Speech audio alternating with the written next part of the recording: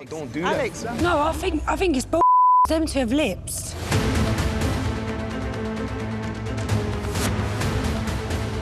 They've what? Kissed. They've kissed, him and Hannah. Oh, you've You kissed. have. Him the and Hannah. very last The whole night of the group. retreat.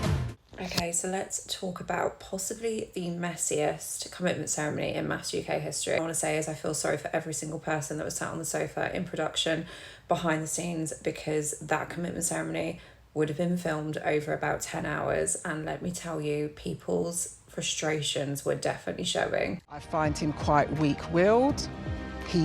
You really aren't as sharp as you think you are. It's pretty obvious, I think, to most people that you're a bit simple.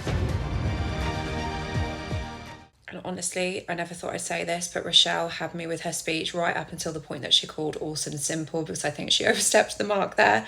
Hannah and Orson are giving a little bit desperation at this point and are very keen to stay in the process. But we know it's not MAFS UK without some sort of recoupling, so I predict we will definitely see them in the next episode after they've given their relationship a chance on the outside. And this is what happens when you're not honest and you tell your partner that you want to pursue something with someone else before you actually do it. We saw it last season, we're seeing it this time as well. But more to the point, I honestly don't think anyone has a leg to stand on in this group so far. We've got Stephen annoyed that Hannah was kissing Orson whilst he's pursuing Shannon. Rochelle's angry at Orson for pursuing Hannah whilst having no interest in him herself. It's all very, very messy. Snake, man. Snake, you. Me? Yeah, you. Where was the double I date? didn't say about the double date. Say that. Have they not been sneakily kissing? I know you didn't, babe. So fix him. I'll tell Sort him. him out. Don't talk about no double date business. There was no double date business.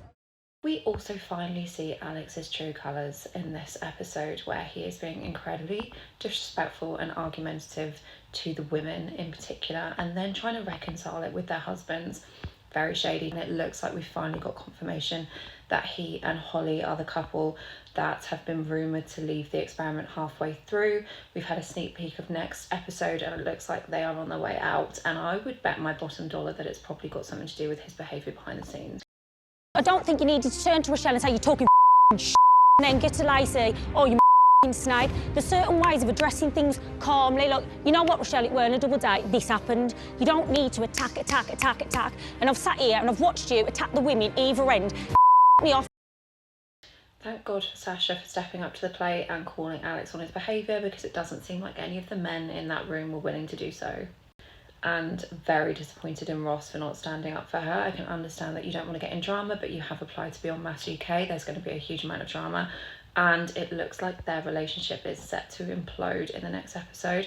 We don't really know what's happened. It looks like they've had some sort of argument, but it's already been leaked that they haven't made it work on the outside, so I wonder how much time they've got left in the experiment.